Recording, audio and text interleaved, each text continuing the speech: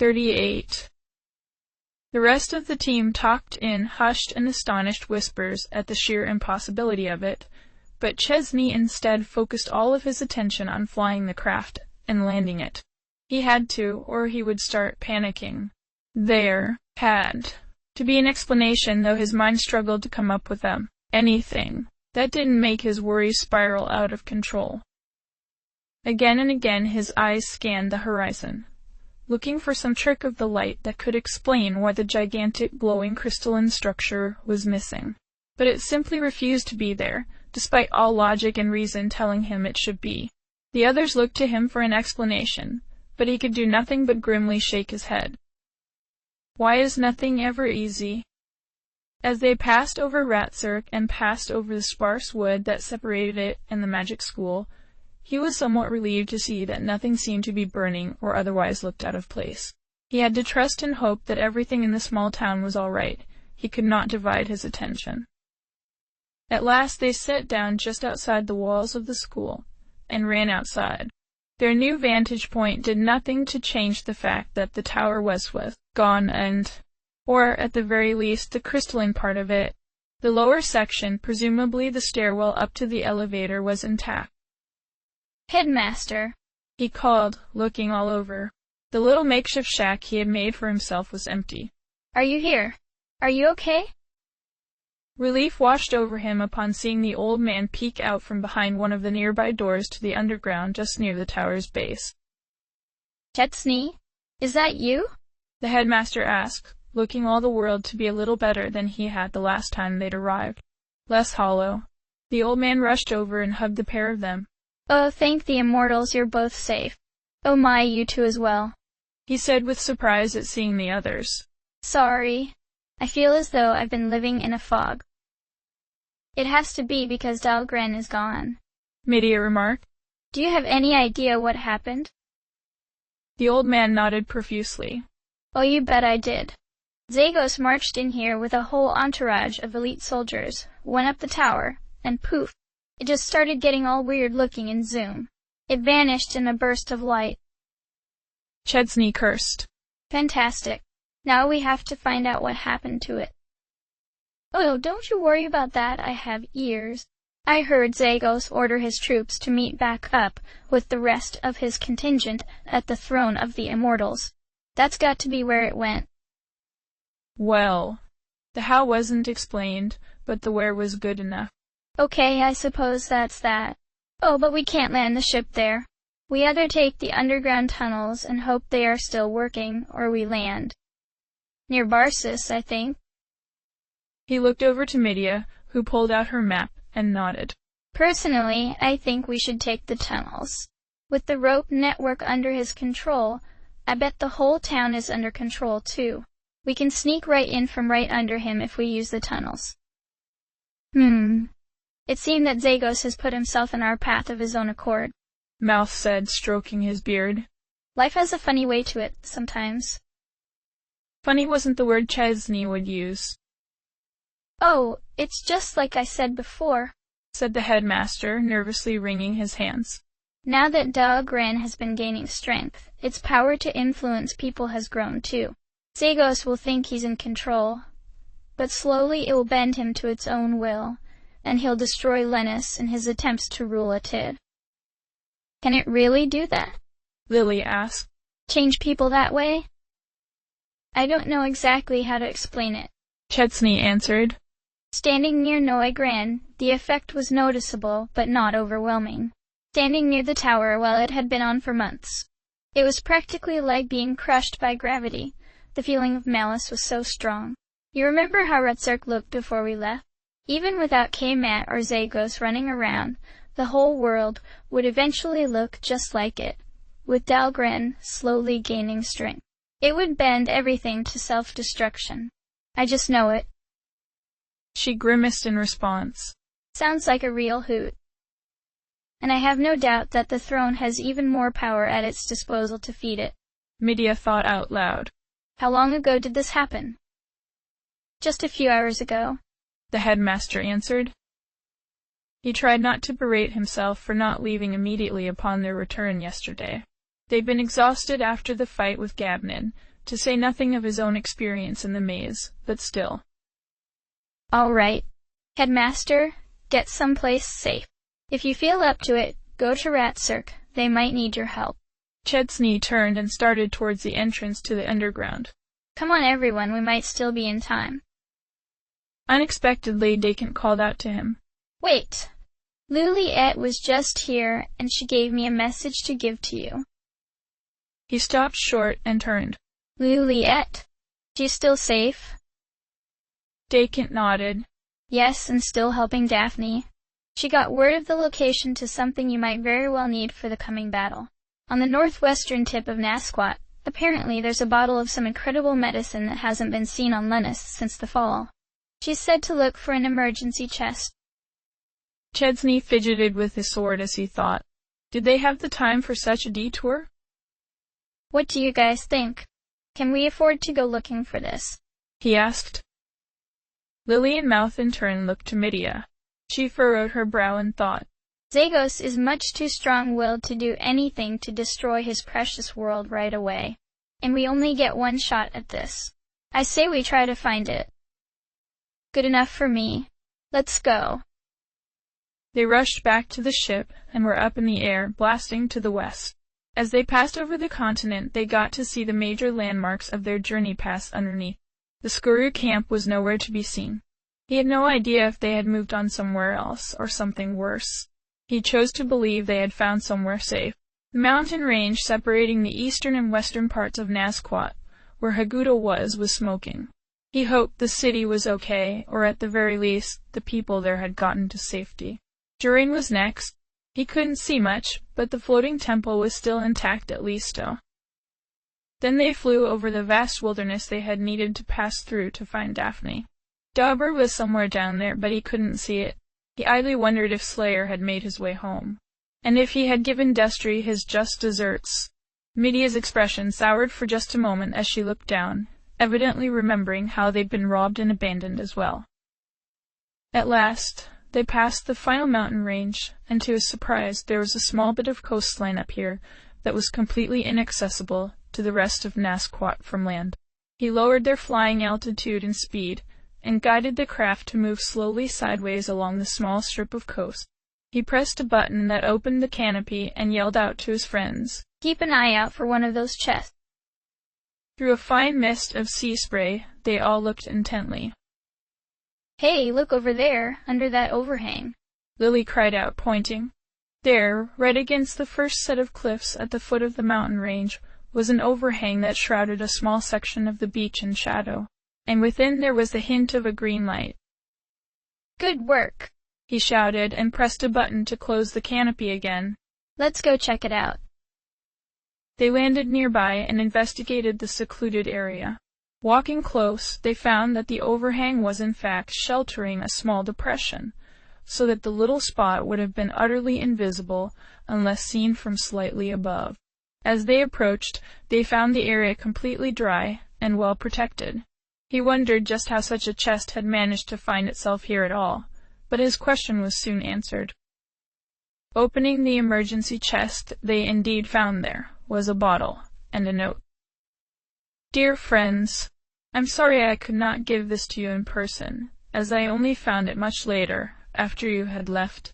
I don't even know if the clues I left in the right places will lead you to this location. But this is the best I could do to ensure that nobody but you could find it. This medicine is as exceptional as it is rare. It was developed with war in mind. Use it well. Save this world I love. May you live forever. Sophie." The bottle was black with bright red warning labels and bold white lettering. He picked up the bottle and read the label. Gigaproxin. Controlled substance.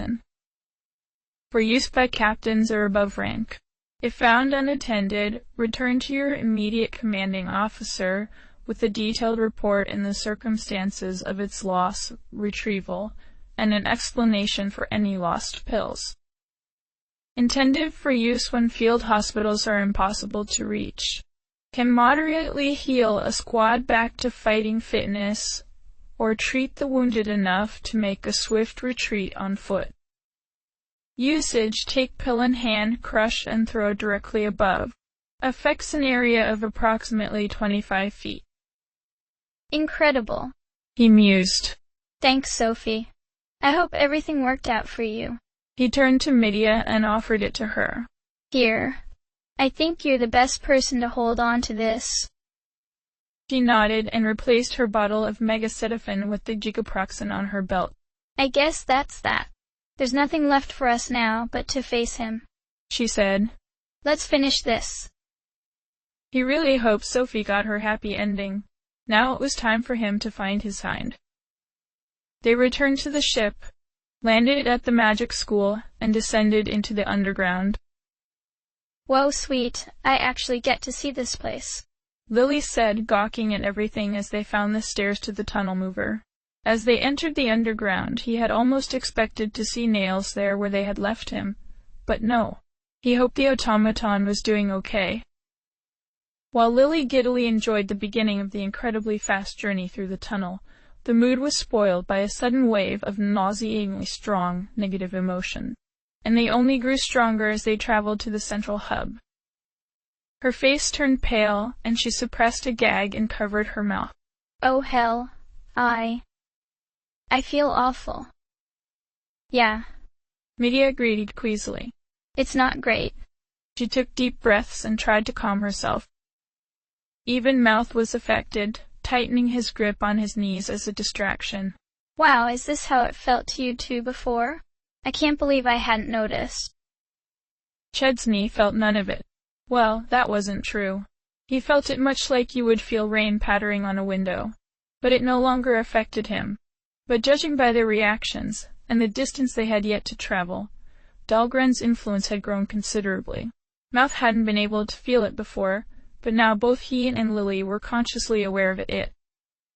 Suddenly, he had an idea. He seemed to instinctually understand what was happening. He snapped a finger and the pressure was gone. All of them gasped in no small relief. What did you just do? Medea asked, her voice glad. Peace. The same field that pushes away weak hostile creatures works on hostile emotions. Yeah, but how the heck did you know that, big guy? Lily asked. Beats me, he admitted. There it was again, that nagging feeling like there was something cosmically simple yet incredibly important he just wasn't getting in. It suddenly worried him that he was going into this fight without knowing. But what choice did he have? Who knows how Zagos managed to abscond with Dahlgren? Who knew the full extent of what Dahlgren was even capable of? But in his hands, the worst was inevitable. They were absolutely out of time. To his surprise, though, parts of his armor had started to feel hot, and then there was a crackle across his arms and chest that died just as quickly as it came. What was that? He asked, looking over his suit. As he did so, the same happened to Medea and Lily's shields, as well as Mouth's armor. And then, even the crown. Frantically, they each tried activating the healing effects conferred by their equipment, but none of it worked. Chesney and Medea looked aghast at each other. No small part of their combat strength was invested in this healing technology. Without it, their biggest advantage was now gone. This has to be Dahlgren's doing, Medea said, biting her knuckle. This is bad. Really bad. She suddenly had an idea, and unsheathed Sophie's sword. She drew a little blood on her arm and took a dose of miniketamol. To everyone's relief, the wound closed. Well, it looks like our bottles still work, she said, relieved. Well, we've gone from catastrophic news to merely terrible news, Chesney said, thinking aloud. All right. We have the gigaproxin and 3 bottles of megacetaphone, since Mouth already had one. Plus everything in the bags, but I somehow doubt Zagos is going to let us sit down and go rummaging. That has to be enough just to take on Zagos, right? Everyone agreed, at least out loud. But he could see on their faces they weren't completely convinced. Neither was he. Don't lose hope now. Keep moving forward. We can do this. We have to, he thought. He felt that calmness settle over himself once again. He had endured much to be here. These months had prepared him, he was sure of that. He had a power that could fell even the greatest of foes, and most importantly, he had friends at his back. "Don't lose hope," he said, taking the time to look each of them in the eye. "We have more than just a chance. We will win. I have no doubts. It all ends today, and nothing will stop us." Lily smirked. Just a little. "You know, that was a great pep talk and all, but a big meaty sandwich would have been even better. How about a knuckle sandwich, you goon?" he joked in return. Like that, the pallor that had fallen was broken, and they were once again four determined friends, just the same as they had always been. The craft eventually slowed, and they made ready to disembark. But as soon as it came to a stop and the exit opened, it was immediately apparent that something was very wrong. Sirens blared in long loud loops. The light of the room beyond was dim and red. "I take it that wasn't supposed to happen?" Lily sighed. Grimly, they all shook their heads. Like practiced mercenaries, they took up positions around the exit and exited one by one, covering for each other. The room was empty of any enemies, and so they moved to the exit that would take them to the central hub area. Medea nervously pressed the button to open the door. The noise grew louder as it slid open, revealing another dark red scene. Nervously, Chesney peeked around the corner. Blam, blam, blam! He dove back beyond the door frame just in time to avoid being struck by a barrage of projectiles. He hit the button to close the door over and over until it did. "Mouth, those other meaner robots you said you saw, what did they look like?" he asked.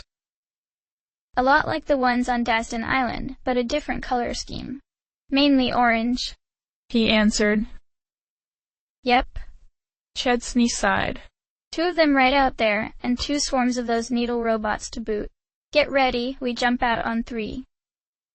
He signaled to Medea to do the countdown.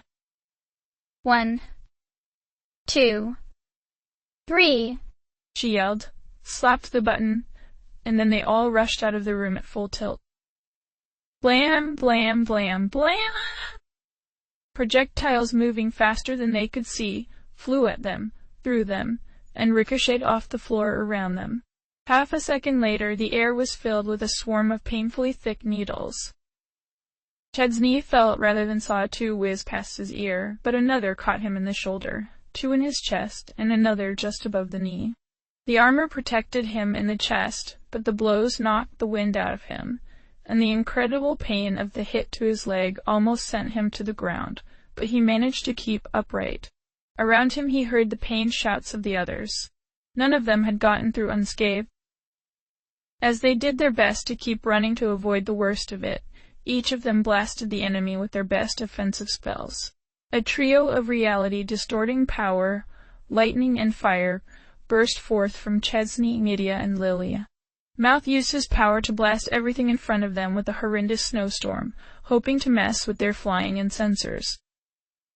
All the flying drones flew back and crashed into each other, slicing up each other's bodies with their spinning rotors. The 2 walking tanks took a terrible beating as well, but it still wasn't enough to fell either of them. Chesney and Mouth put themselves in front as blockers and tried to get close with their shields up there. More devastating hits rocked against his shield, and the sound of the firing made his ears ring, but he closed the gap enough to get his sword out and plunge it into the side of the blue core of the orange automaton. Mouth wasn't so lucky. They both turned to focus on him. In seconds, he was shot over and over again and fell to the ground hunched up in a ball.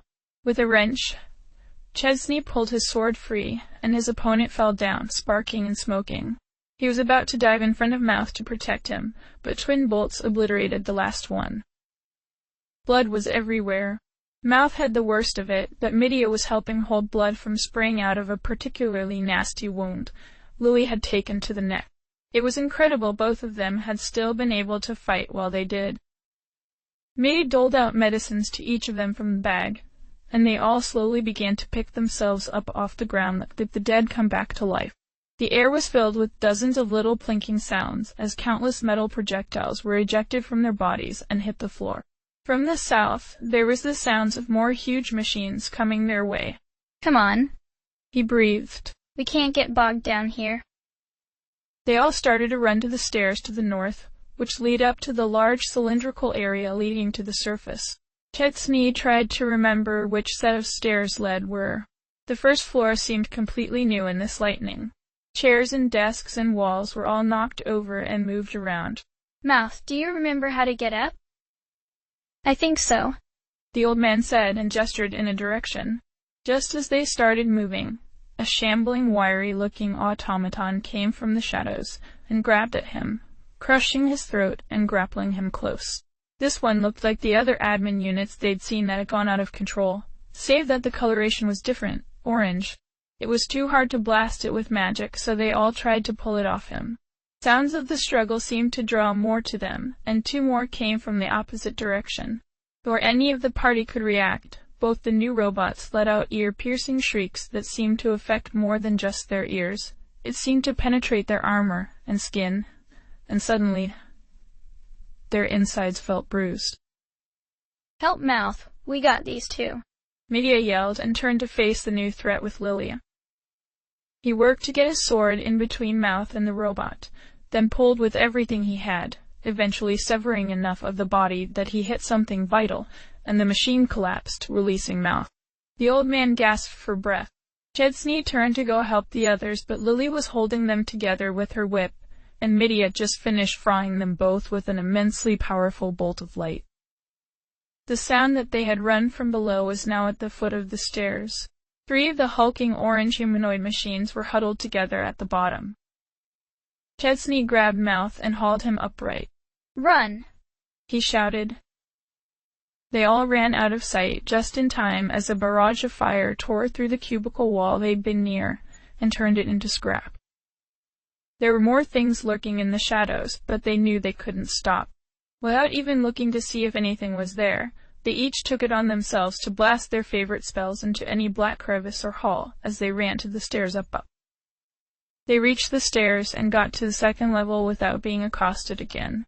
Chesney signaled for a quick breather and they all fell forwards, holding their knees, catching their breath. Media offered a bottle to Mouth, who had a growing bruise around his neck, but he shook his head. This siren is. Seriously? Dressing me out? Lily admitted, through gulping breaths. I feel like every time I turn my head, some creepy thing is going to jump out at me. I thought you said these things were friendly. Dahlgren must have affected the robots here or something, I don't know. Media guessed. All this rapid-fire use of magic is leaving me a little dizzy. But we need to push ourselves to conserve the medicine. Okay? They all nodded in understanding. Okay, Mouth, we're next. Chesney asked. The old man tried to talk, but it was too hoarse, so he just gestured to follow him, which they did. Halfway through a narrow corridor, each side was blocked off with a swarm of needlers, as well as 2 larger floating drones with sparking stunner attachments. Get out of the damn way! Media screamed in frustration, blanketing the entire area in a massive thunderstorm. Huge bolts tore through the assembled army. The desiccated cloth surrounding the cubicles caught fire. Then, Media faltered and fell to the ground, only just catching herself from hitting her head. Thinking quickly, Chesney filled the whole massive chamber with a pummeling snowstorm to push back the flying units remaining and put out the fires. Pick her up. Move! Move! Mouth and Lily put Media over their shoulders, and they ran to keep up with Chesney as he kept up the assault, and made a path forward. He kept it up long enough that they got to the next set of stairs, then turned it off as he collapsed to the floor, breathing hard. All of them were completely worn out. They didn't have a choice. He grabbed the bag and doled out more of the ibuprofen. 3rd and top floors left. He breathed. We're only halfway? Lily complained. Media sat up once she had regained her strength. Sorry for going a little too far there. Don't worry. We're all together for a reason. We've always got your back. Mouth said, giving her a thumbs up now that he could speak again. Chesney looked up the stairs with dread. Come on. Let's keep moving.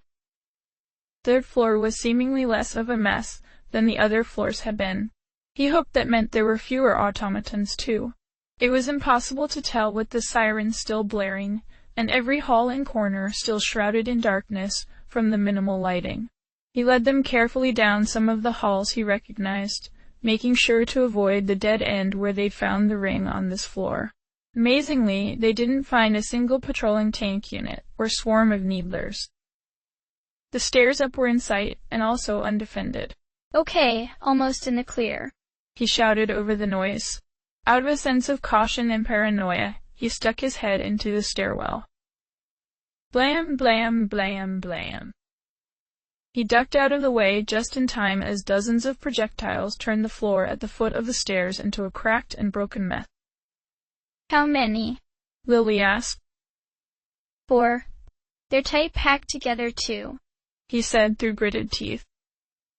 Lily winced, and unconsciously she grabbed at her neck. Those things are not my favorite. How in the world were they going to get past them without being filled with holes? Okay, I have an idea, he said at last. I didn't want to use this yet, but I don't see any other options. You 3 in front with your shields up to cover me while use spirit. Is that wise in an enclosed space? Mouth asked as they all balked at his suggestion. I can focus it, of that I'm sure. But I need the time to gather my energy and concentrate. Midia in particular got a grim, determined look in her eyes. Okay. I'm with you. She brought up her shield, directed Lily and Mouth to positions forming a triangle of protection for him to stand behind. Go, he commanded, and they jumped out into the middle of the firing zone. Immediately, they were assaulted by a barrage of endless fire. He wasted no time in drawing the spirits out of him and trying to focus through the gap between the shields. All 3 of his protectors grit their teeth and tried to stay upright. Ow, ow, ow. My arm is starting to go numb. It was Lily, right beside him. Hold on, just a little longer. Sweat beaded over his face as he tried to push the process as quickly as possible. Then he saw sprays of blood as some of the projectiles got past the shields and clipped Midia's and Mouth's shoulders. Close your eyes, he yelled the instant before there was a brilliant flash of light, and the 4 hulking humanoid tank units soon evaporated, along with a cylindrical chunk of the wall and ceiling behind where they'd been on. Chesney doubled over, taking deep breaths. Midia, Mouth, and Lily all groaned and dropped their shields from barely functional arms. Is anyone seriously hurt? He asked. It made him feel awful they had endured that just for his sake. They shook their heads. Midia sucked in a breath from the pain. What are they even firing at us? It's like, I don't know, rocks, but metal. And they're so fast. At least those needle things bounce off. I have no idea, but every single one feels like being slugged by the angriest guy in the bar, Lily added, still cradling her arm. Once feeling came back to their arms, they ascended the stairs, finding the door to the throne of the Immortals' Peak and pilgrimage site.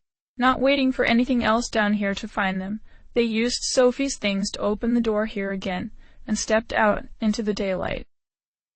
What should have been daylight, anyway? Instead, the air here was deadly still and quiet. There was no wind, and hardly any light. The sky was covered in unbelievably dark clouds that seemed to clump around metal structure above the hill like sea foam. What they could see, though, was that the tower wasn't just here where they had hoped. It was astoundingly close. The top of the hill had had several different locked doors when they had first seen it. This door, on the east, had led underground. The small door to the west had led them down a maintenance tunnel to a boat at Joan's urging. And now a new shaft protruded from the top of the middle locked building, leading straight up into Delgrin. The area had always been a little awe-inspiring. The green metal walkways supporting the central structure above, most likely the ship that had first landed here on Linus so long ago. And now, perched beside it, seemingly integrated with it, was Delgrin. It glowed and shimmered strangely, even in this darkness, but the light it gave off was anything but soothing or illuminating. The city below was cloaked in shadow. Nothing in the air stirred. They stood huddled together, seemingly too intimidated to take the steps to the building that now seemed to have been modified to be the new makeshift entrance to Gabnide's creation. Yeah, this definitely looks like a bad guy lair, Lily said. Understatement of the year. I can't believe there's no guards, Medea remarked while taking a cautious look over the whole hill from their area of seclusion. He's way too paranoid to just leave himself open like this, isn't he? He might think we're dead, Chesney said, thinking about it. The last time he saw us, we were basically falling to our deaths after destroying ARandomAudiobookAppeared. Even the Reagans lost track of us after that. But then, how do you explain Zagos sending Zatra and the others to Rayold? Maybe he was just being paranoid and got lucky. Maybe. Medea seemed to consider this, looked out over the dark valley spread out before them. It's so desolate here. It feels almost abandoned.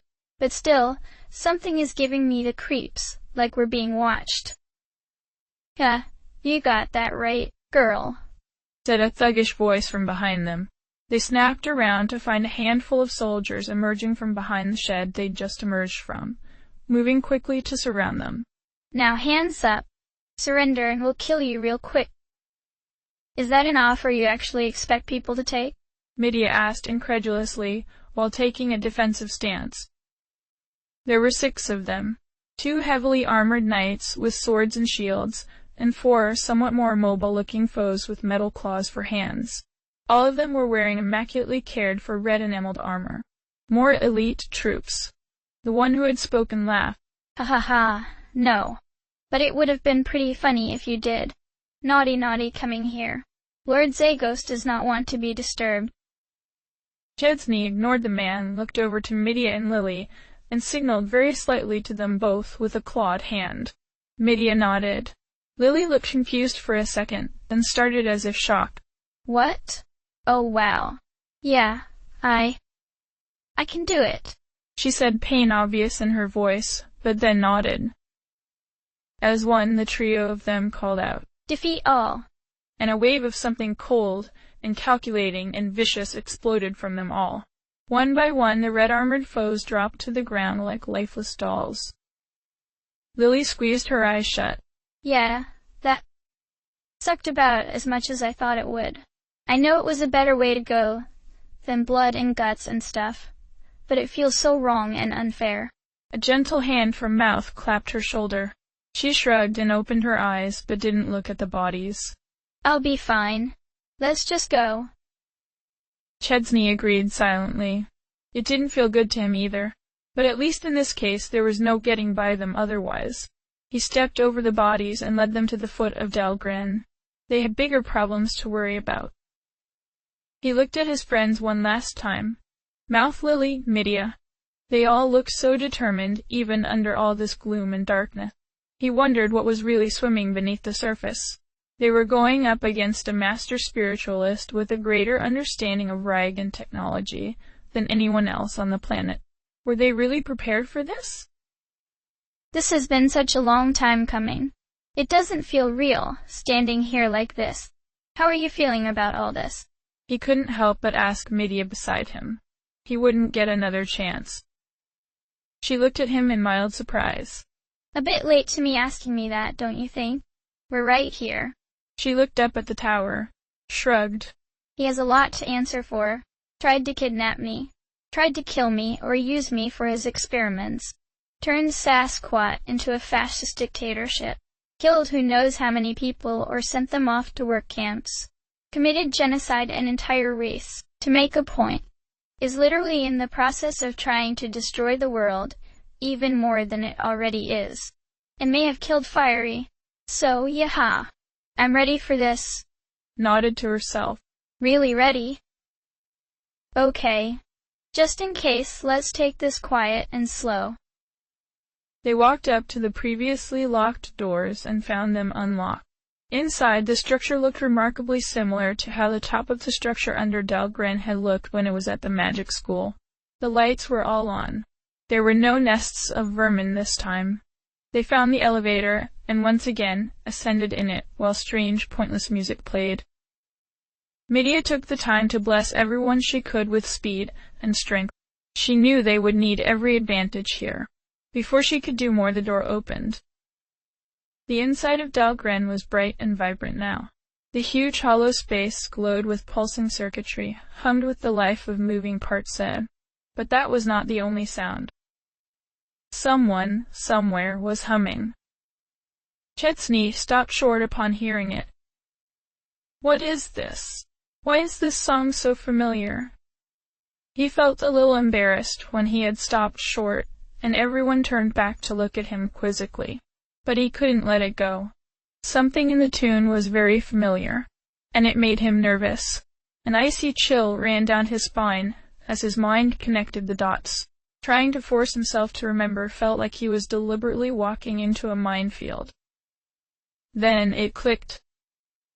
School.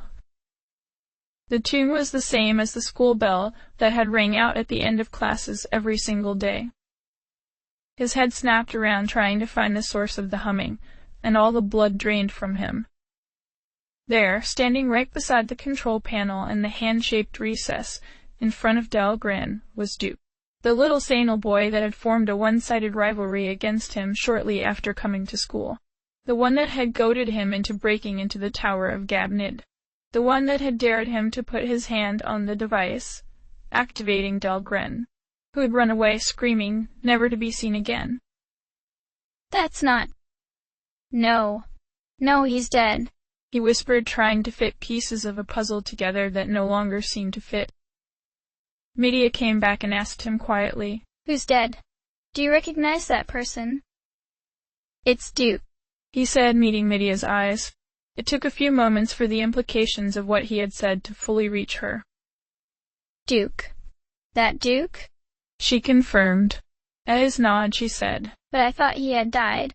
Didn't everyone? He had no choice but to gesture at the boy, humming away as he seemed to be typing at a keyboard. You know, the boy said out loud, sounding as if he hadn't a care in the world. It's really rude to talk about people behind their back.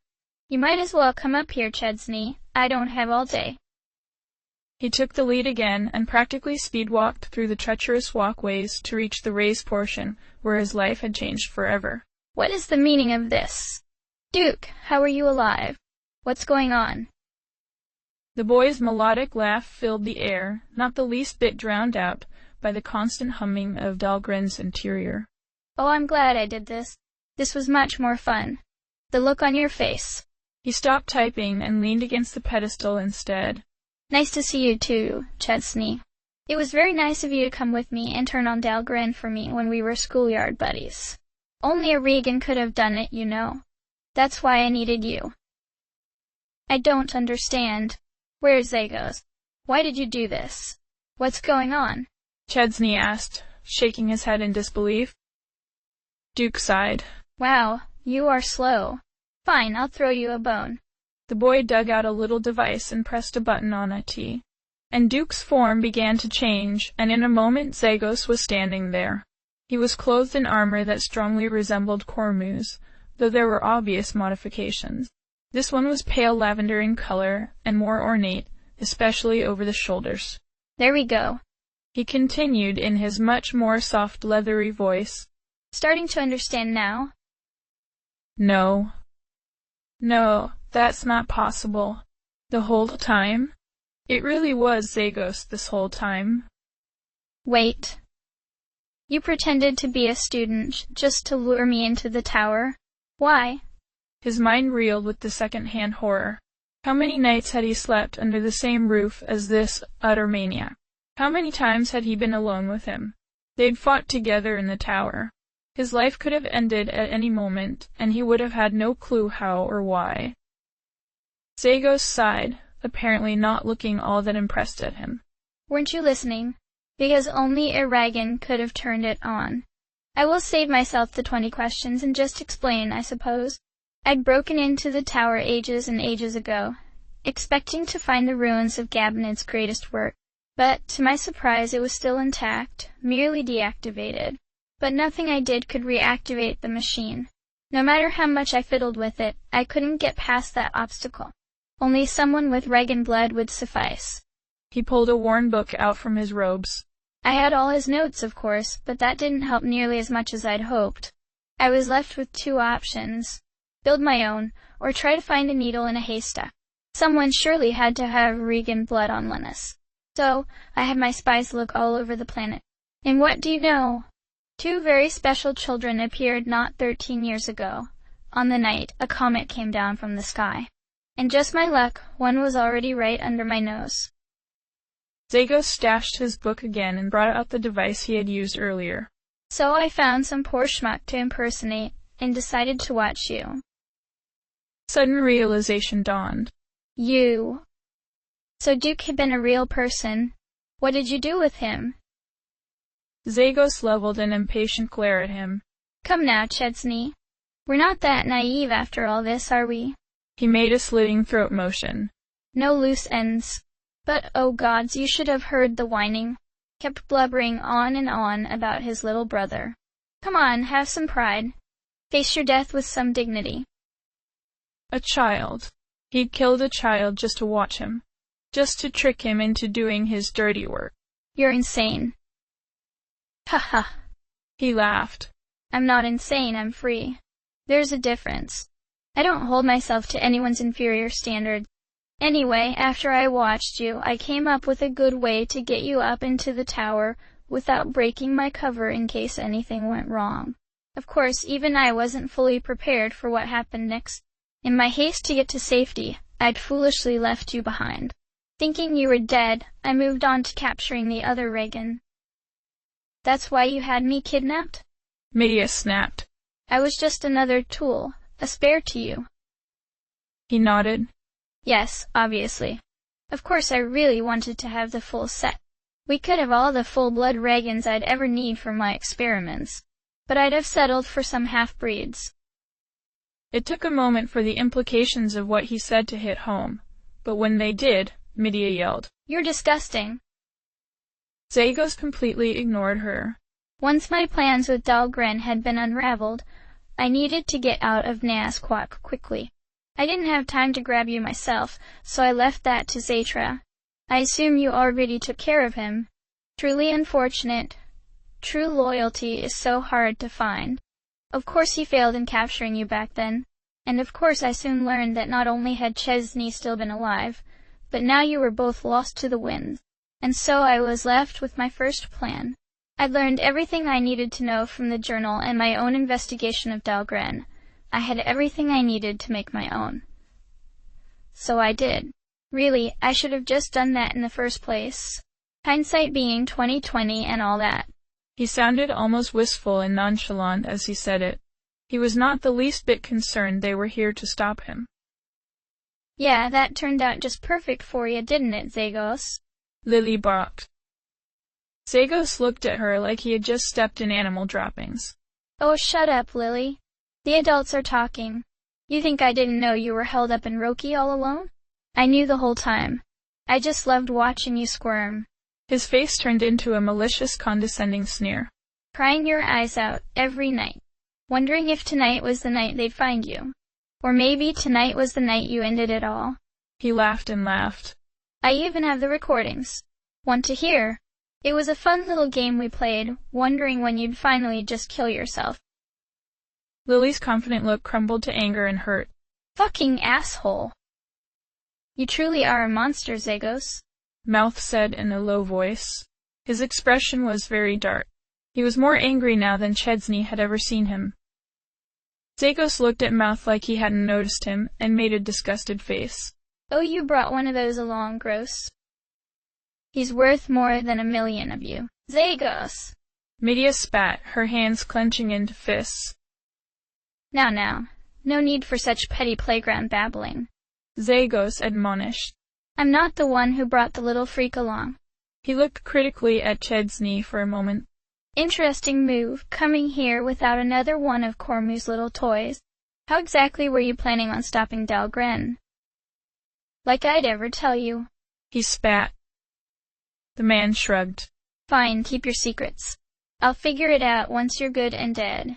I wanted you both alive so I could more fully understand the immortality of those ancient fools, but I'm sure I can figure it out just from your blood. Then, I can finally go back to learning more about this fascinating machine. You know, ARandomAudiobookAppeared was meant to be the absolute seat of power on Lennis. There's so much to it. You all have no idea. Complete systems control, surveillance, orbital weapons systems, terraforming, teleportation, and there's more too. I've only barely scratched the surface. He caressed the keyboard, looking almost lovingly at the screen. But there was a hint of something else there, just below the surface. A hint of madness. He couldn't help but laugh, and it came out as almost a deranged giggle. It's been telling me all sorts of wonderful, amazing things. So much untapped knowledge. Untapped potential. So much power. I'm not even sure Gabnid was fully aware of what he had made. It's, alive. Chesney. The vastness of its intelligence and cunning astounds me. And soon I'll have all the time in the world to exploit it. At that he turned back to them, and the mania was concealed again. Now, are we all satisfied? All caught up? Is the nice little talking part over, and I can just kill you now and get back to ruling my planet? There were so many things Chesney wanted to scream at the bastard. It really had been Zagos this whole time. Everything that had happened had never been his own fault. It had been Zagos from the very beginning. He'd never been satisfied with ruling Sasquatch like his own personal hell. He'd spread his misery to Nasquat too, killed a child just to watch him, then lured him up to ARandomAudiobookAppeared just to see what would happen. That calm that had been like a cold, soothing blanket over him since returning from the maze was gone, replaced with a burning rage that threatened to boil over any second. Through gritted teeth, Chesney asked in a quiet voice, Why? Why did you do this? Any of this? His voice was rising. You were a damn genius. You had a whole continent as your playground. You could have made the world as beautiful as the Rygans did. The air in the room was heating up all around him. But instead, you used it all just to turn the world into a miserable place. You killed countless people for your own selfish ideas. You ruined my life. You turned me into a killer. Why? What else did you even need? Zagos looked supremely bored. Do you actually want an answer? Is there even one that would satisfy you? What? Do you think I'm going to tell you some sad story about why I did what I did, and you'll tell me it doesn't have to be this way, and this all just stops, and we all go home? What do you want to hear? That my mother died of starvation in the streets? Or that my father worked himself into an early grave for nothing? Or maybe you'd prefer to hear that I had tried to make the world a better place with my genius, only for it all to be used by truly awful people. You know what, you utter child? Sometimes life really is just simple. Maybe I took the power because I wanted it, because I had the ambition and cleverness to take it from my lessers. Sasquatch was a continent of useless bickering fools, mere puppets, and I molded it into a force capable of dominating the whole planet. Me. That veneer of composure was lost for just a moment as he screamed at them, but then he mastered himself once more. There. Happy now? Can I finally kill you now? No, Zagos, he said, voice cold with rage seething beneath the surface. The really sad part is, you're just a puppet too. You're just too stupid to even notice you're being manipulated, and by a machine at that. I'm not going to tell you it's all going to be okay. You're a psychopath. You destroyed the world just because you could. You think you can do whatever you want just because nobody can stop you? That other people's lives don't matter? Well, guess what? You're not nearly as powerful as you think you are. And I can't wait to show you. You don't deserve to rule. You don't even deserve to live. I'm going to put you down like an animal. When I'm done with you, there will be nothing left but a memory. Oh, great. Is this the part where everybody tells me how much of a bastard I am before we fight? He sighed. How utterly predictable. His face twisted into a sneer as he said, Where do these fools find their great confidence? You think you're some hero? You haven't the faintest clue just how in over your head you really are. You're the last pathetic gasp of a dead race clinging to my glory. There has not been a single moment where I've not been in control. You're a child throwing rocks at a god. And you no longer amuse me. Lily snapped out her whip and began to yell, tears glistening at the corners of her eyes. You smug, disgusting murderer. I'm going to kill you with my own 2 hands, you son of a bitch. You took everything from me. My mother, my father, my family, my friends, everyone I'd ever cared about is dead because of you. I don't care if it costs me my life. I'll kill you. I'll kill you. Zagos turned to her and laughed. I have no idea who you're even talking about. You're all so beneath me, it's like to tell bugs apart. You're welcome to try, little bug. I'll pin your wings and put you up on display for everyone to see. Mouth unsheathed his great sword and pointed it right at Zagos's disgustingly smug sneer. You could have made the world a paradise with your genius. Instead, you squandered your talent on selfish, petty desires for power. You don't deserve the knowledge of the ancients. You are utterly irredeemable. When you die, no one will mourn you. And I'll make sure history forgets your name. I'm not going to take that from a glorified grave robber. Zagos snapped. But thank you for the reminder that every disgusting Lubot needs to be wiped from the planet. Midia had been standing there beside Chesney, boiling in her own rage. Her body was covered in a roiling storm of electricity the longer Zagos talked.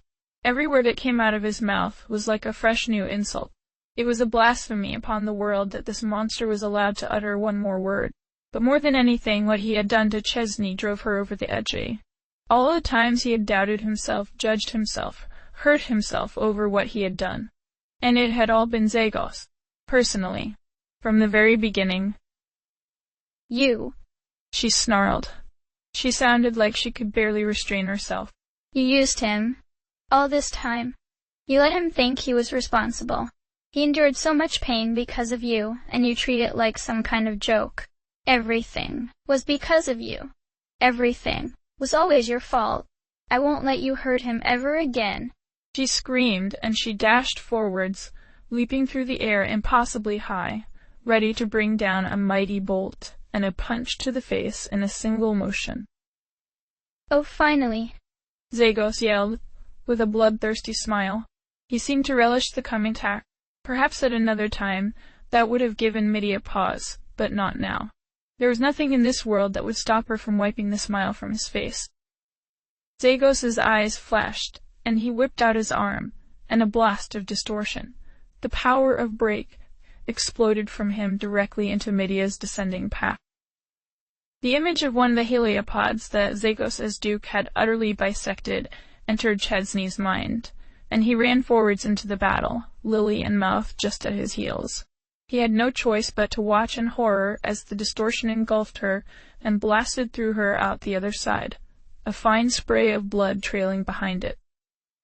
Zagos's triumphant yell was cut short when the blow didn't slow Midia's descent at all. As if she hadn't even felt it, she plowed into him like a falling meteor. Her fist connected with his face, and a sharp crack resounded like a sonic boom when she released the bolt of lightning she'd been holding at the same time. The both of them were then knocked away from each other by the force of the blow. Zagos staggered back, almost falling over the edge, while Midia bounced right into Chesney's waiting arms, while Lily and Mouth took to the front. At a glance, he could see that her wound was mostly superficial, and she confirmed that when she said, "Thanks for the catch. I'm good. He just took off some skin." In seconds, she was up on her feet. "Get away from me, you filthy animals!" Zagos growled and thrust out his hands. Chesney, only just now, noticed that Zagos had devices on his hand, similar to what Gabnite had. Too late. A flash of light later, they were all blown back away by a strong concussive force. They hardly had the time to regain their footing when Zagos pressed another button on his wrist. You spiritualists are all the same. Machines are where real power comes from. They do not tire. Let me show you. From behind him, a half-dozen vicious-looking floating drones of white metal floated up from underneath the platform. In the next breath, the whole platform was covered by a pattern of razor-thin red lights that reminded Chesney of the same field that had protected the dangerous weapons in the underground. Those are lasers, Mouth shouted. Don't let them hit your skin or your eyes. Anywhere the light touched, white-hot sparks sputtered and crackled. They formed a defensive line around Zagos. Ah, much better. Now where were we? Oh right. Your deaths. He made a gesture, and 4 of the drones left formation and moved toward them. Lily tried to dodge as she ran forward, but caught a slice of the light across her arm. Immediately a smoldering black line appeared on her flesh, and she screamed in pain. Still, it wasn't enough to entirely stop her. She didn't need to get close to the mad dictator. With her good arm, she blasted fire towards him. While he was quick to dodge, there wasn't enough room in the whole platform to keep out of reach of the searing hot blast. A shimmering field seemed to dissipate some of the power. Though what? She clicked her tongue in annoyance. Right, spiritualist. This guy is getting on my nerves. Media ran heedlessly into the fray, not even crying out when 2 of the lasers drew lines across her chest and lip. From point blank, she blasted Zagos with another bolt. Even with the magical wall, it left a smoldering hole in his armor, and a bloody hole beyond it. Chesney took the opportunity to close the distance with his sword, bringing it crashing down right for the base of Zagos' neck. One of the drones protecting Zagos moved and took the blow, and the other zoomed across the room, accelerating before whipping around and trying to take Chesney's head off. Not happening, he yelled, and twisted in time to utterly smash the drone into the ground, letting it spark and burst into flames as it died and fell over the side. Seeing the trouble the lasers were causing, Mouth called forth a storm of fierce blowing winds, so harsh they cut like razors. That's enough of you, I think. Free! Zagos called, gesturing at Mouth while grabbing at Chesney and Media, both, and slamming them into each other with incredible strength. All at once, the 5 remaining drones left their attack patterns and formed a spinning ring of death pointed straight at Mouth.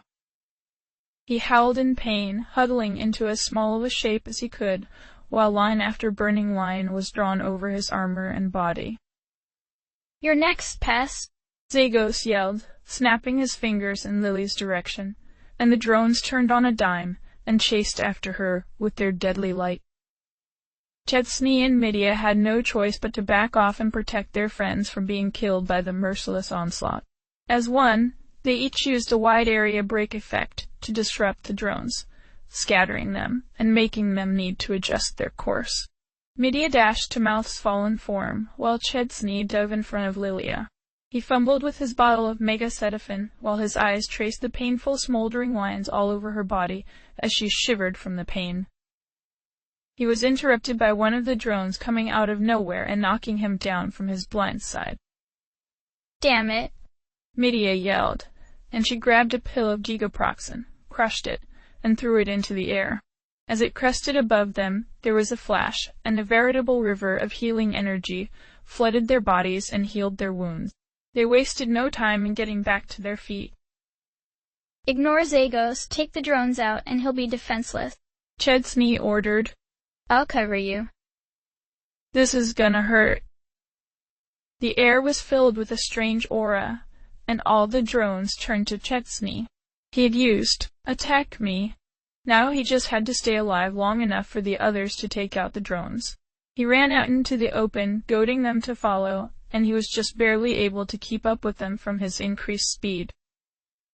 Zagos made to blast one of his hand cannons at Chesney to stop him, but Media was there in a blink, taking the shot.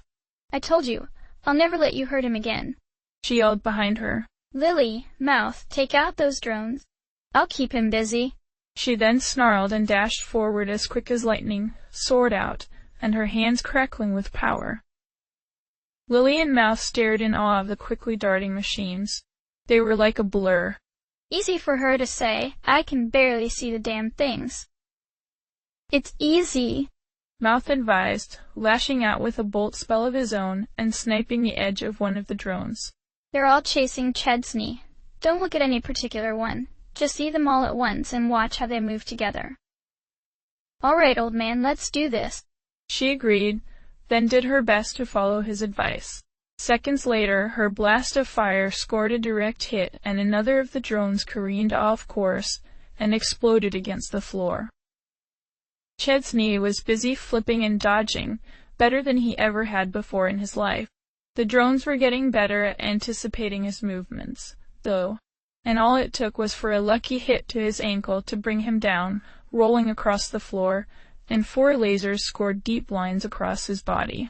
The pain was excruciating, and it left him unable to properly move. The drones swept past him and looped up and around, coming in for another strafing run. Shit, shit, shit, shit, Lily yelled while dashing to intercept them. This better frickin' work. She stood over him, shield out, wincing in anticipation of what was to come. Get out of here, they'll kill you. Chesney barked, fumbling for one of his pills and downing one. He sighed in relief at the cool healing power as it erased the terrible burning trenches from his skin. Shut up, I've got this. She stood firm and growled out a battle cry as all 4 drones homed in on her and seared lines all over her body. But as they did, something strange happened. All 4 of the drones burst into flames, wobbling in the air from the unexpected attack. I knew it. She crowed even through her terrible burns. She then yelled out again, and a massive fire exploded all around her, catching 2 of the drones as they sped out of range, one of which sputtered and died. Mouth came out of nowhere and impaled another on his greatsword. Back on his feet, Chesney snapped around to Lily and asked, What happened back there? What damaged them? Attack back, she hissed through her teeth. It doesn't save you any pain, but part of the attack gets reflected back. Well done. Heal up, I've got the rest. He could see Midia and Zagos in a close duel and wished to run to her side terribly. But he knew she was doing this to buy them real time, and he wouldn't waste the chance. He drove his hands down, and a wave of heavy winds blasted downwards, smashing the remaining 2 drones back into the ground. It wasn't enough to stop either, though, so he whipped out his sword and goaded them to come at him. In perfect sync, the 2 remaining drones spun around each other and dove right at him. He did his best to keep their powerful lasers focused on his shield, but he was more focused on luring them just close enough. There!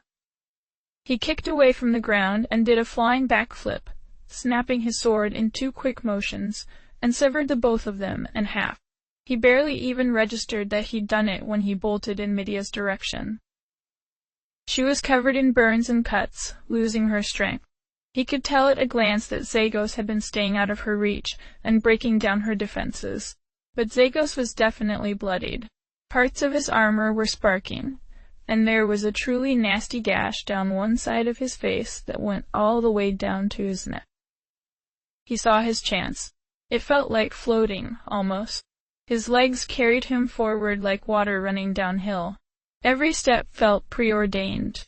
That pulse, that sense of supreme order filled him once more, and it was like he could see the paths their bodies would take.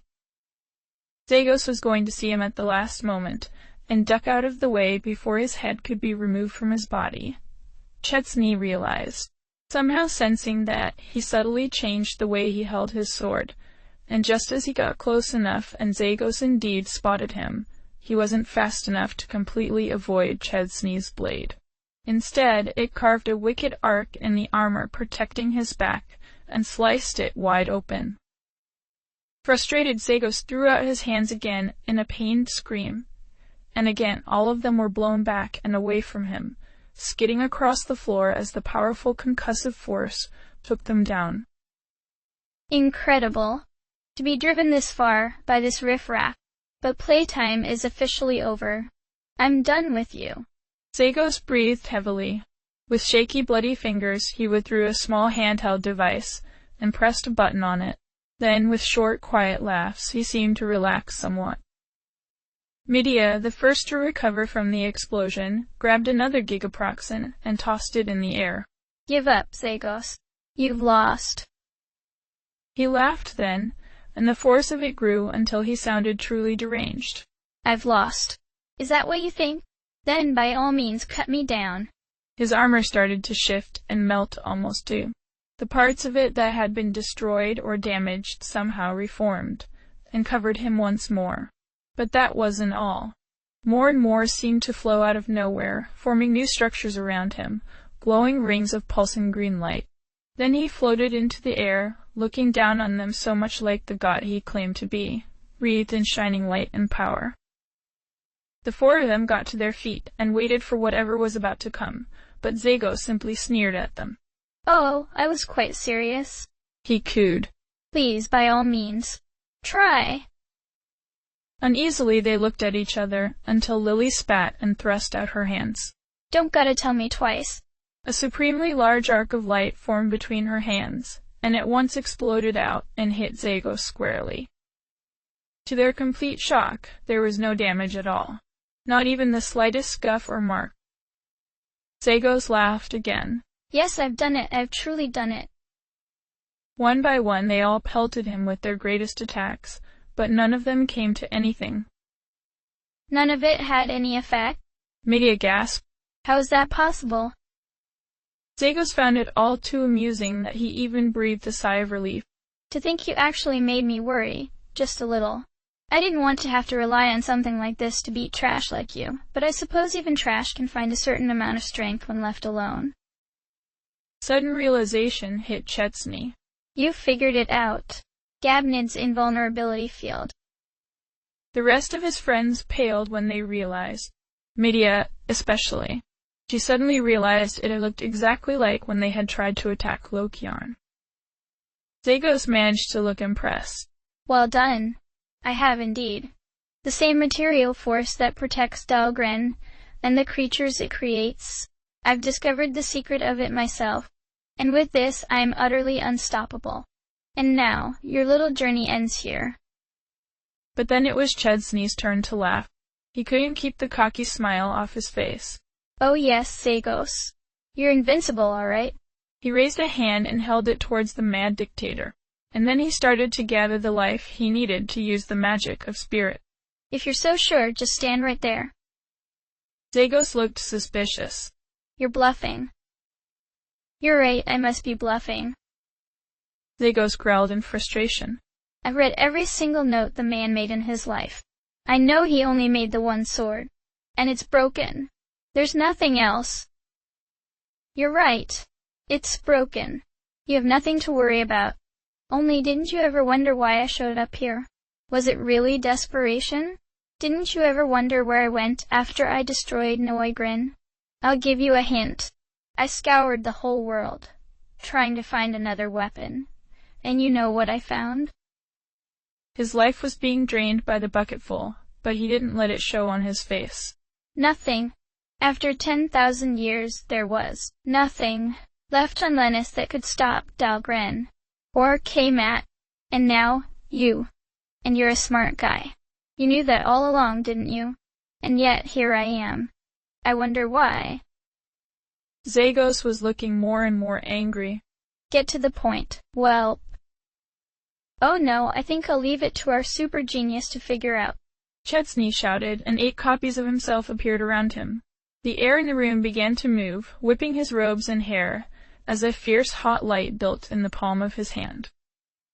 That same feeling of oneness filled him again, and it was like he could feel the world around him again in a whole new light. Again, that nagging feeling like there was something he wasn't understanding about this power. Why would all the spirits working together simply tear the universe apart at its most basic level? Why build a whole system of spirits that led up to that point in the first place?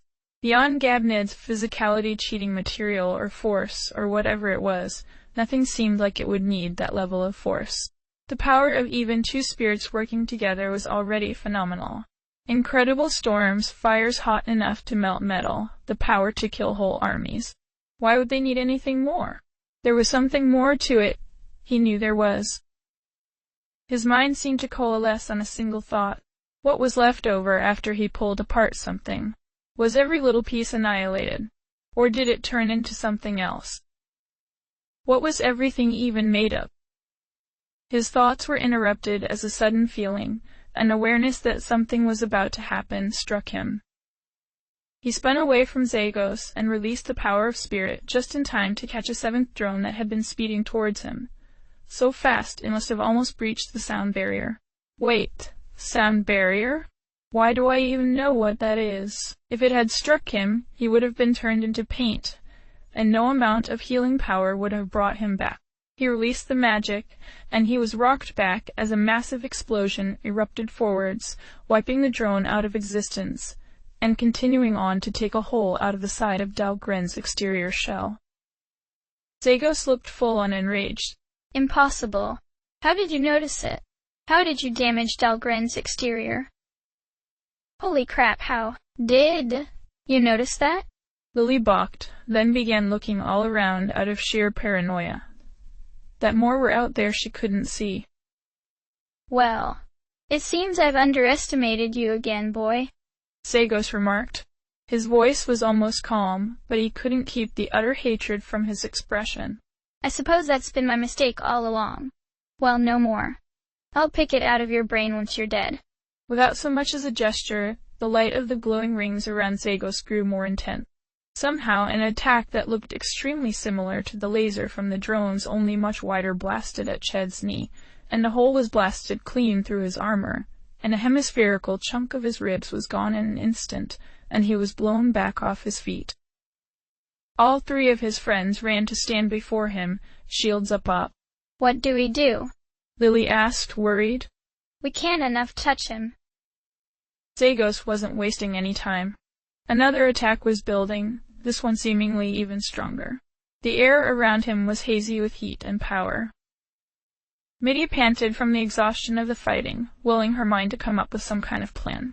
Ched's knee was the only one who even could do any damage, which meant they needed to do absolutely everything in their power to keep him standing. If Ched's knee was taken out, the entire planet was doomed. If Ched's knee falls, it's all over. Do anything, sacrifice anything, to protect him. Lily looked over at her, an unreadable expression on her face. Are you saying what I think you're saying? Yes. Nothing else matters in this fight. The fate of whole worlds rests on this. If we fail, there is nothing stopping him. Lily looked almost a little pained as she glanced up at Zagos, but then looked back at Ched's knee, saw the blood pooling under his armor, his determined look as Mouth fed him a dose of megacetaphone. She and Mouth shared a look, too. Yeah, I know what you mean. I just I feel like I need everything to work out. Just for them, somehow. They really deserve it. She grit her teeth and stood in front of them all. Well, if this is the day I die, I swear I'll do it so kick-ass they make a damn statue. Middy sat up right beside her, but Mouth took her by the shoulders and pulled her in front of Ched's knee, and he stood in front of Lily. No. Watch over him. Watch over us, he said.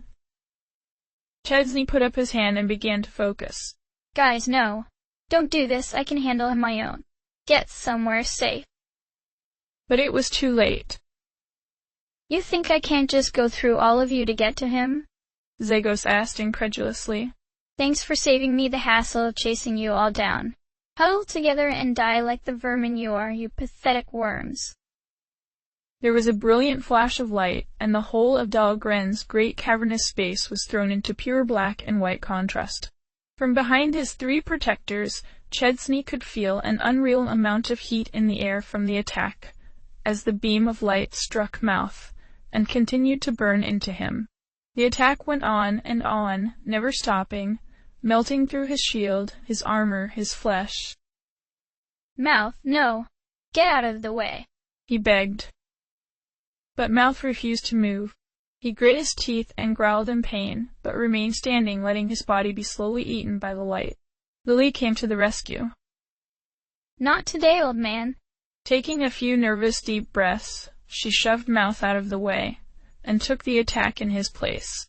Over the sounds of roaring fire from the incredible blast, her screams now filled the air too. I hope you feel it, bastard. Though it was hard to see in the intense light, small wounds began to burn themselves across Zagos's armor from the field Lily had put up, but if it hurt him badly, he didn't let it show. Ched's knee was powerless to do anything, focusing on the spell. He did everything he could to make the power manifest faster, to save his friends.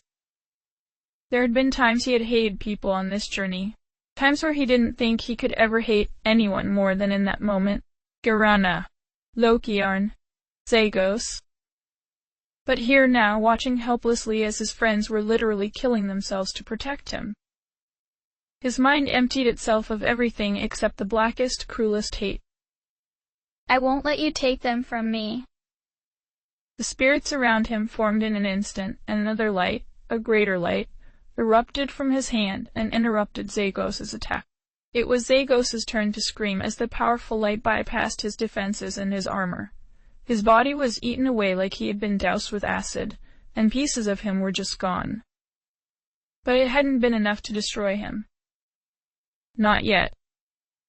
Chet's knee collapsed to his knee from the extra exertion of pushing the spell out at breakneck speed. Zagos' floating form faltered, his whole body smoking. He shook from the intense pain of much of his skin being torn away. Mouth lay shuddering on the ground. Lily collapsed to her knees, gasping out in pain at the sudden jolt. Desperate to help, Medea crushed another dose of gigaproxin and tossed it into the air. Chet's knee felt his energy return, but Lily and Mouth hadn't been completely healed. It was enough to erase the absolute most critical wounds, but their skin was still black and oozing in some places. Still, they got up. Chet's knee's heart broke to watch them. He couldn't let them do this. At last, Zagos' mask of confidence was broken. He looked at Chet's knee with genuine fear, eyes darting over them like he was looking for a way out. Chet's knee wondered if it was something the dictator had ever really felt before in his life. You think you've won? No. No, I refuse. I refuse to lose like this. He raged. I built an empire with my own hands, my own strength. You think I'll just let you take it from me? Let myself be beaten by a bunch of fools. He had landed back on the floor and was slowly backing away from them until he smacked into Dahlgren's console. Then he smiled, a vacant, faraway smile. No. You'll save me, won't you? I won't lose. Of course not. He turned to it and typed away at the console, giggling madly. You think you're special, just because you're Reagans? You like looking down at us Lanusians. I'll show you. I'll show you what I'm willing to do. K. Matt. Come to me. Zagos slammed his final command into the console, before rising into the air once more, just as a great shadow fell upon the platform from above. No way. Chet's knee breathed, his heart hammering in his chest at reliving the memory of the first time he had seen the terrible beast. On the worst day of his life, he'd been spared a complete understanding of what K-Mat had looked like. It had all been far too overwhelming. But now there was no such luxury. K-Mat's form was very dragon-like as Strabo had been, but the similarities ended there. Where Strabo had sharp crimson scales and deadly beautiful wings, K-Mat had a thick brown hide of bumps and horn-like protrusions. His whole body was covered in them. Even brushing up against his body would cut your hand. He wasn't quite as large as Strabo had been either. His flesh of his back merged into his arms to form thick, bat-like, membranous wings. And his head, an enormous jaw that could widen enough to swallow a house. Huge, cruelly pointed fangs the size of people. Cresting the skull were two sets of massive horns, one set curving upwards from the forehead, and another smaller set curving downwards close to the hinge of his jaw. Unlike Strabo, K-Mat had only one set of eyes, but these were monstrous because of just how intelligent they looked. Chet's body shuddered at the memory. When he had first seen K-Mat, he could not look away from those terrible red eyes. So alive with the light of true sentience, mixed with utter sadism. Like with Lokiarn, like with Strabo. These eyes were not just the eyes of a killer, but a murderer who relished in the pain they caused. How had Zagos controlled him? He wasn't sure, but at a guess, he assumed it had something to do with Dahlgren. Zagos' understanding of the device was beyond compare. He couldn't be allowed to leave this place and build another. K-Mat swooped down from somewhere far above, where he had been hiding and waiting in the darkness. Every subtle shift of his great wings was like the gust of a storm, pressing them all down into the platform like gravity. Zagos was flying quickly up to meet the creature. The blood drained from Medea's face as she watched the great monster descend. By Sophie's mercy, we have to deal with them both at the same time. What are we supposed to do against this? Panic was rising in her voice. Guys, listen. Lily called, grabbing their shoulders to force them all to look at her. I have an idea. I figured out a way we can all damage them, even with their stupid magic material what's-it. Back there, did you see?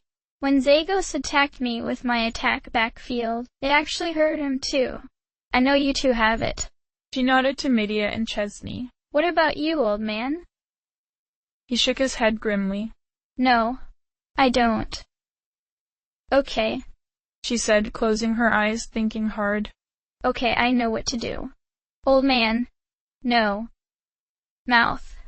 She looked at him with horror-filled eyes, as if even she couldn't believe she was suggesting this. I need you to stand behind me when the attacks come and feed me your pills if I'm going to fall. There was a flash of light above them, and Kaymat and Zagos' forms dissolved into something like ink and water, flowing together and mixing like ghosts. Chesney had no idea where to look, but eventually his concern for the girl won out, and he grabbed her shoulders and yelled in her face. No, absolutely not. Do you seriously understand what you're suggesting right now?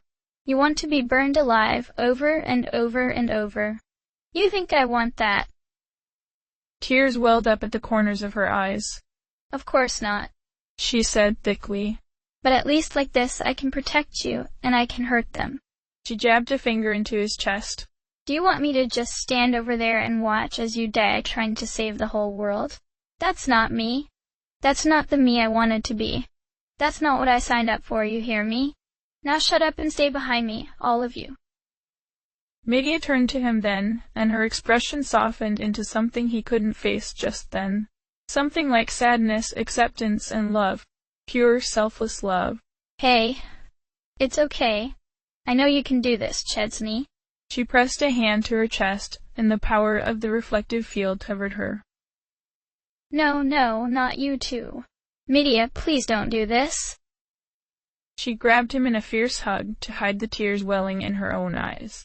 I promised from the very beginning I would never leave your side, and I promised to myself that I would always protect you. I love you, Chesney. And with that she released him and turned away. They all got into formation, shields up, melted and destroyed as they were, and in front of him, Medea, then Mouth, then Lily. This was all wrong. This wasn't how it was supposed to be. They were supposed to fight together, not stand and die for him. His heart, his soul, was crumbling at the thought of these people he loved and cared for, sacrificing themselves just to give him a chance. Reluctantly, he raised up his hand and called to the power once more, openly weeping. Please, someone, anyone, don't make me do this. I can't lose them. Not them. Not like this. If he could give his life to save them, he would do it 1,000 times over. But the world was never a fair place. Above them, the swirling, churning form of them both coalesced into a new, disgusting creature. The body of Zagos was grafted from the hips up onto Kaymat's forehead. Like a disgusting puppet, his body moved in strange, unnatural ways, fully given over to the madness now. Oh yes. How had I not seen before? The thing spoke with two voices. This is power. This is perfection. There are no doubts, no fear, no conscience, only pureness. It laughed, and it was like a mountain and an ocean laughing together. Oh, Dahlgren, I see your purpose truly now. It is beautiful. The monstrous form descended until it alighted upon the edge of the platform, towering over them. Oh ho ho, is this what you would feel like inside stripped of all your sentiment, Chesney? I feel like we really weren't all that different. You were just held back by those around you. Chesney mastered himself long enough to say, I am nothing. Like you, Zagos. This power I hold proves it. Do you want to know why I know I can beat you? Because I've done it before. The one who defeated Gabnit and Strabo wasn't Cormu. It was me. His emotions were incensed enough that he didn't care how much of his life was drawn into the spell. Anything to get it off quicker. It felt like pressing his own soul against a grindstone, but he didn't care. If he could save his friends from their plans, he would do anything. The spirit forms appeared once more, and the power exploded from him like a tidal wave. Trying to keep standing and keep a proper hold on the power was like trying to hold a kite in a typhoon. But his pure blackest hate was enough to keep him from faltering.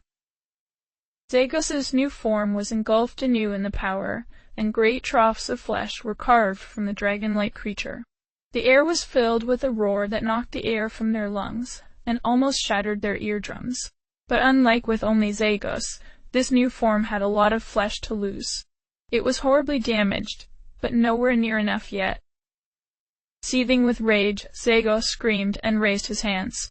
A ball of sparking crimson energy built between them. At the same time, Kmat's mouth opened, and a light began to build in its throat. Fall into the depths of despair and be gone. And the twin blasts of energy and fire erupted. The whole tower trembled with the force of it. Fires so intense they dwarfed what Chesney could produce and engulfed their huddling forms. The bow shock of it turned the metal of Dahlgren's platform cherry red. It was too intense for Lily to even scream. She burned and died, over and over, healing just enough not to fall, as Chesney tried once again to summon the power. Kmat's body also burned like she had predicted, but the attack would not cease.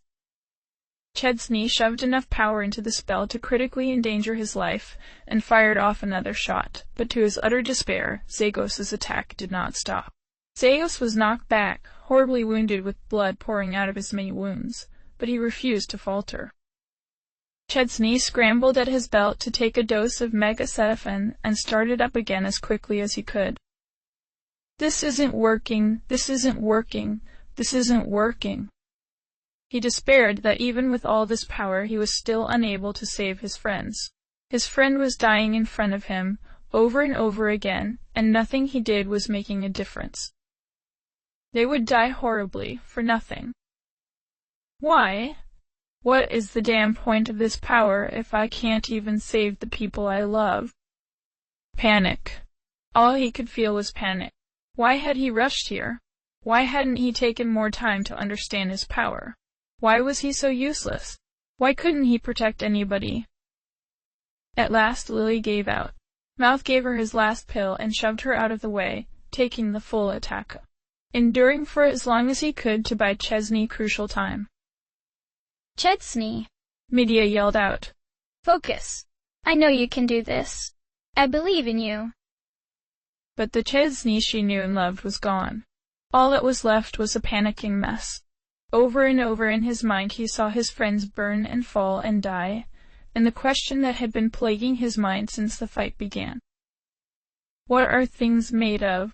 What are things made of? What are things made of? What are things made of? Over and over like a battering ram into his skull, his mind would not stop latching on to the question, and spinning and spinning and spinning. Why did they seal this power? What is left to understand? Why isn't it enough? Why can I know things are going to happen before they do? What am I destroying when I use it? Why can't I understand? Why? Mouth was down and Medea shoved him out of the way. The light and fire took her. No! The bones in his arm shattered like glass as a truly monstrous power exploded from him, focused like a laser right through Zagos's body.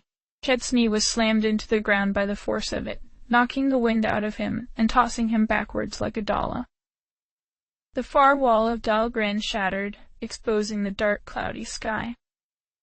Zagos and Kmat's attack finally stopped. A hole, almost a dozen feet across, was carved out of Kmat's abdomen, and the towering monstrosity fell forward. One claw scrambled to grab the edge of the platform to keep it from falling off. Another braced it from collapsing completely. Blood poured out of its mouth like a river. Unspeakable fluids oozed out of the smoking hole. Chesney rolled to his front, tried to push himself to his feet, but there was nothing left in him. His tear-filled eyes found them all, crumpled and burned before him. Liliette. Mouth. Medea. Damn it! He cried, beating his fist into the floor. He growled up at the monstrous thing. Why won't you die? Zagos and Kmat looked absolutely wretched, but the Zagos part of him managed a weary smile. Well, he coughed. You certainly put up an entertaining fight, didn't you? But I'm afraid. It was all for nothing. Goodbye, Chesney. Chesney's body ran cold as he saw what was happening. Zagos and Kaymat gathered themselves to attack. Again. Digging into the last of his strength, he got to his feet, put up his shield before his friends, and tried vainly to find the strength to use the magic one last time. The light and fire took him. Awareness. Oneness. His life flashed before his eyes. But no. It was not his life. It was many lives. Pasts. Futures. An infinite array of him standing before the monster of Dahlgren, or against Zagos, or against them both. His mind glided over all of them curiously, like fingers playing over an index. In this reality it had been Mouth and Lily. In another, Hawk and Peppy had redeemed themselves and accompanied him. In still more, Zagos had fallen with Noegrin, or he had even won. He looked away from it all, and it was as though he could see the great river of time, painfully twisted in an endless loop that spiraled into infinite futures, and from infinite pasts, but here, it was strangled by a potential paradox that must never happen, and always happen. What is this? Why do I know this? The copies of him, the spirits, were all beside him, watching calmly. Only now he could see them for the machines that they truly were as well. Beings but not beings perched in a dimension he could not reach. They seemed to be curious insofar as such things could be. Is it ready now? Fire said but did not say. It must. It always is. Earth returned and did not say. One by one the spirits came to him. Fire, sphere, light, sky, air, water, heart, earth. Each of them whispered to him something secret, each a piece of one whole, until the final concept fit together, and... Oh! The light and fire took him, and it dissipated into harmless mist. Chesney was whole and calm. He stood there, curiously looking at his hands like he had all the time in the world. I see now, he said, almost academically, as he nodded to himself. He rose a foot into the air, and the air around him seemed to vibrate. Fires hot enough to melt steel continued to pour out and sear all around him, but he remained unharmed as it was transformed into cool, refreshing morning fog. He turned then, and with a gesture his friends were healed and whole and alive. At last, Zagos stopped the attack. He looked like he had seen a ghost. Perhaps he had. What is this? He said with two voices. One by one, Chesney walked to his friends, woke them, and helped them to their feet. With sincere gratitude, he held each them to his chest and whispered that everything was okay now. Another blast of fire erupted from the monster. They all flinched instinctively, but it evaporated into nothing, without Chesney even turning around to see. He looked at them all and smiled. It's okay now. He can't hurt you anymore. Leave this to me. Midia, Mouth, and Lily looked on in confusion and wonder as blast after blast of fire and energy was fired towards them and could not reach them. What is this, Chesney? Midia asked. She looked at her body and suppressed a shudder. That last thing I remember, There was. But it was hard to remember now. You can't remember. He nodded. And you won't. You don't need to. Any of you. Chesney, what happened? You're scaring me again, she said, regarding his floating form and dispassionate air, his with some disconcertedness. He nodded. Don't worry. I'll be back to myself soon. It ought to be just me when I hold on to the power like this. Zagos and Kaymat growled and switched tacks. With one great swing of his monstrously huge hand, he punched right at Chesney. Chesney turned calmly and pinched the hand, stopping it absolutely cold. He turned the hand this way and that, actually wrenching the being around like it was nothing. Oh, I see. That's rather clever, he said. He turned to his friends. Zagos tried to yank his arm back, but it was useless. The invulnerability force. It's based on exotic matter. Or rather, turning regular matter into exotic matter. It's slightly out of phase with its own timeline. It's impossible to harm because it's always a femtosecond in the past. Satisfied, Chesney casually slapped the great fist. A crack like thunder resounded, and the clawed hand was blasted away, broken. Chesney continued. I understand now why this power must never ever be used, and why this is the final time. How are you doing this? Zagos raged, utterly confused at what else to do. Chesney ignored him. He turned to his friends and held up his hand. Above it was a sphere of light. I was correct that there is more to the power of spirit than just destruction. That's not the point at all. The light transformed into a sphere of water, and then a sphere of sand. Then it dissolved into nothing. Around him a field of beautiful flowers bloomed and grew and died and disappeared. It's so much beyond that. Destruction, creation, control. They stood in awe of him, speechless, but there was so much to the power he could explore. He waved his hand to the side, and in an arc several fields came into being with him at the center, wavering like ocean water, but between them were tiny windows into other realities. Other times, other worlds. One, bright and sunny and filled with such wonders, it was like the Regans had returned and built Lennis up. Or perhaps never left. In another, an ashen gray world, dead of life, as if it had never been turned into a living world. With the turn they were gone. Big guy, are you seriously okay? Doesn't using that power, hurt you? Lily asked, huddled close to mouth. He shook his head. No. Not when I can just make it so I am unharmed. Do you grasp it yet? They all just looked at him incredulously and shook their heads. Another series of attacks rang out from Zagos and Kamat, erupted around them, but they all came to nothing. This power, its control, of everything.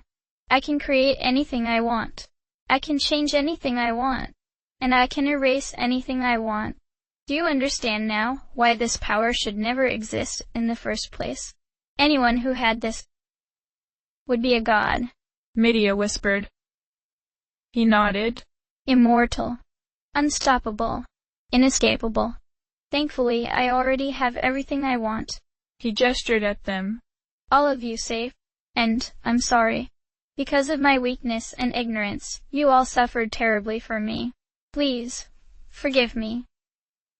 His face showed anguish. It was the only time he had shown any emotion in this state, but it was genuine enough to break through this overwhelming power. He bowed low before them, and they didn't know what to do. Then he turned to Zagos and floated directly under him, and his expression hardened. Fight me. The being snarled and grabbed him, but could not move him one hair. It crushed him and breathed fire on him, used devastating break spells and other things. Nothing. After a time had passed, Chesney grabbed the monster's arm and twisted his wrist. There was a snap and a howl as the wrist broke and the bones of its forearm cracked. Then, faster than anyone could blink, Chesney disappeared and reappeared next to Kamat's jaw. He kicked it lightly and the head snapped sharply to the side and the jaw was shattered. Not very fun, is it? Chesney asked, dispassionately. That feeling? That's what everyone you ever killed felt like. What is this power? Zagos and Kamat yelled together, near senseless with panic. Chesney tilted his head in thought. Although, I wonder if you truly do grasp the utter terror you inflicted on the world. This is your final chance, so I should probably really make you understand. He tilted his head the other way. What was it you said before? Ah, yes. What would I be like without sentiment or empathy? An infinite power? Let me show you. The very air around them darkened, and smelled of acrid sulfur. The calm, dispassionate Chesney was gone, and in his place was a god, terrible and merciless. The aura around him seemed to seethe with wailing and terrified screams. A supreme despair settled over the world and pressed down on it like the great winepress of God's wrath. When he spoke, it was like 1,000 trumpets. Yes, in place of a tyrant you would raise up a god. You wished for immortality? It would be my pleasure. You would never die, but be torn apart and die, and be reborn over and over for eternity upon eternity. Civilizations would rise and fall to your unending screams. Every moment a fresh new hell, a viciously cruel new torment beyond your very imagining. He laughed, and each utterance felt like more and more weight upon the world. And then in the next instant, as Zagos and Kamat as one cowered in fear, it was all gone, as if it had never even happened. Ah, there we go. Scary, isn't it? Unfair? This is what it feels like to be one of your victims. Think about that. How many people's lives have you come into? And you made them all feel like this. That's what I wanted to show you, before the end. Again Chesney disappeared and reappeared, this time slamming down into Kamat's spine. He flicked twice with his finger, and both shoulders were broken. With that, the monster flopped to the ground and started to slide off the platform, but with a flick, a nearby piece of scaffolding flew down and impaled him, pinning him to the platform. Wide-eyed, panicking, blood foaming out of his mouth, Zagos looked at him with such hate and just as much terror. You think you're any better than me? This just proves that the strong deserve to rule. Chesney sighed and floated just in front of Zagos's upper body, still fused to the dragon thing. No, you still don't understand the lesson. Even if you had won, you would never ever be happy. You'd live forever paranoid, waiting for this exact moment beyond every corner. And one day, despite your best efforts, it would happen anyway. And it would all start again. That's why rule by people like you cannot last. It is inherently self-destructive. If you had been satisfied with what you had, none of this would have happened. Chesney raised up one hand and extended a single finger. There's always a bigger boot. He then gently touched Zagos's forehead. There was an explosion of sound as Zagos and Kamat seemed to fold in on themselves and blow in an unseen wind like a flag in a tornado, then finally explode in a blast that utterly shattered the whole of Dahlgren's outer exterior, raining debris for miles around. The clouds above divided and revealed the sky from horizon to horizon. The ground beneath them shook, the sea around the throne of the immortals erupted. A boom resounded around the world, and again, and again. There was no trace, not the faintest shred of dust, of Zagos or Kamat that remained on Lennet. All that was left was a memory. Slowly, deliberately, Chesney floated to the platform and alighted upon it, and then staggered. The aura of power around him vanished. Whoa. That, was a bit of a trip. He turned and sheepishly rubbed the back of his head. We did it. You. Was all Medea could say, so instead she ran to him and smashed him in a great hug. You utter fool, don't scare me like that, she cried, burying her face into his chest. A second later, Lily plowed into them both, and she actually picked them both up and twirled them around. Holy crap, we freaking did it. She laughed and smiled, and cried all at once. I don't know how, but we did it. How in Lennis am I still alive? Mouth couldn't help but ask. How are any of us? Ah, shut up. Get over here for the group hug, you idiot, Lily demanded, and so the old mercenary shrugged and wrapped his great arms around them all. In the center of them all, Chesney let drop a few silent tears of gratitude. Thank you. Whatever power is out there. Thank you. Mom. Samsa. Tail. Everyone. It's over. It's finally over. He couldn't contain his fragile heart anymore, and he cried. He cried for all the people who had paid the price for Zagos's greed. He cried for all the pain and hurt that he had endured. He cried for those who had suffered for him or because of him. But most of all, he cried in simple, wordless joy that he hadn't lost those people who mattered to him most in this world.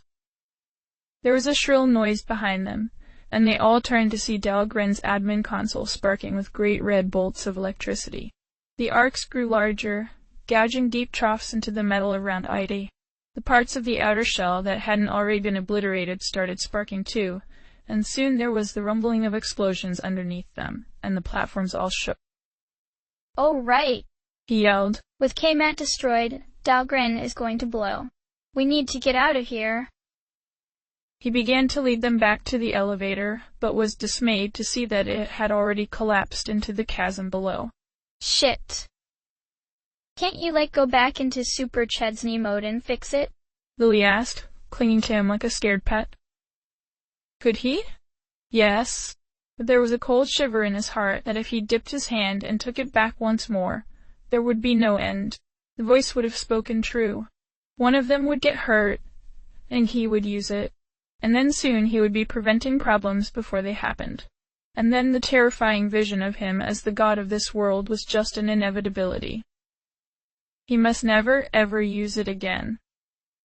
"I have an idea," Medea cried, interrupting his thoughts. She fished in her clothes for something, and brought out the remote Sophie had given them. "This better work." She pressed a button, and a moment later, another loud explosion rocked the tower, and they were all knocked to their feet. Hurry. We need to run." She gestured to a still intact platform. "We need to get as close as we can to the edge." "Are you crazy?" Lily balked, but ran after her anyway. "Yes, but I still have a plan," she said. "Everyone who can use Windstorm, get ready." As they ran from platform to platform over the crumbling walkways, Chesney suddenly understood. "The ship. But can it?" There was a crack in the air, and the ship came out of it, high in the sky, then swooped low, level with them. It was just in time, too, because they were about to run out of platforms. It was far out, though, and couldn't get closer with all the explosions and debris. "Jump!" All of them held on to each other and used windstorms to keep themselves up in the air long enough to angle themselves right into the entrance. They crashed into it in a jumbled heap. Come on, come on, come on," Chesney yelled, scrambling to his feet and getting to the controls. With one final push, they jetted away from Dahlgren. "Hold on tight." "Yee-haw," Lily crowed, watching Dahlgren disappear in their wake. Moments later, the world rocked with another great explosion as Dahlgren disappeared in a flash of light. They had done it. Against all odds, they had done the impossible. Though it had cost them their youthful innocence, blood, pain, and countless lives.